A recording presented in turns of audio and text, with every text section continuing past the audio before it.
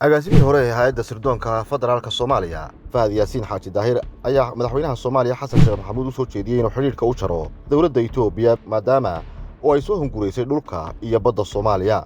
Fahad Yaasiin Xaaji Daahir waxa kale oo uu soo jeediyay madaxweynaha Soomaaliya inuu isku lamaaneeyo caadifada hadalladiisa iyo tallaabooyinka uu qaadayo isla markaana looga baahan yahay in uu dalka ka saaro ciidamada Itoobiya ee ka tirsan kuwa midowga Afrika ee ADMIS iyo kuwa kale ee Itoobiya ka jooga Soomaaliya.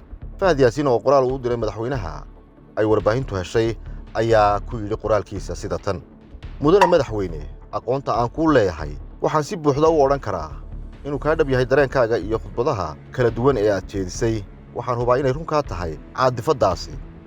markhaati ayaan u ahaa muddaxileedkaagii koobaad in damac kasta lagu sheegay si aad tanaasul uga samayso qodobo taabanayay dhulka iyo badda Soomaaliya. maantana kalsoonitaasi la mid ah ayaan ku qabaa inaan saxiixaynin wax taabanaya gobonnimada qaranka. mudane madaxweyne, aqoonta kale ee aan ku leeyahay waxay tahay inaad si saa'id ah gaabis u tahay, go'aanadaadu jilicsan yihiin, culayska khudbadahaaga iyo cagajiidka tallaabaqaadkaagana isma laha. Soomaalidu waxay ku mahmahdaa dhirbaaxo rag bay kugu dirtaa ee kaama dhiciso. madaxweyne, hadallada aad ku khudbadaysay hadalla ka culus oo la odhan lahaa ma jirto. waxaad ku dhawaaqday kelmado dagaal oo duulaan hubaysan soo dadajin karay, laakiin nasiib darro diyaargarowgeedii kaama muuqdo. Itoobiya waxaa u dhiman oo keliya waa inay lugaha soo dhigto xeebaha Soomaaliya oo ciidan iyo cudud keensato. intaan ogahay qorshahaasi waa u diyaarsan yahay, waanay ku dhaqaaqayaan. colkuna ka hortag buu ku qurux badan yahay. sida ayuu yidhi agaasimihii hore ee hay'adda sirdoonka Soomaaliya Fahad Yaasiin. waxaanu qoraalkiisa oo sii socday intaa ku daray oo ku yidhi: mudane madaxweyne, waxaan hawada kuu soo marinayaa tallaabooyinkan oo dhammaantood ka hortag ah. 1. Itoobiya si buuxda ugu jar xiriirka diblomaasi, sidaasna xiriirku ha u jarnaado ilaa ay ka noqonayso heshiiska aan dhaqangalka ahayn ee ay la gashay Somaliland. 2. ciidanka Itoobiya ee dalka jooga, kuwooda ADMIS ka midka ah iyo kuwooda aan ka mid ahayn, labadaba dalka ka saar. muddo ay dalka kaga baxaanna u qabo. haddii ay ka bixi waayaanna ha loo aqoonsado ciidamo gumaysi ku jooga dalka. muddadaas loo qabtay inay dalka kaga baxaan waxaad raadsataa dalkii buuxin lahaa goobaha ay ka baxayaan, waanay jiraan waddamo diyaar u ah inay booskaas buuxiyaan. 3.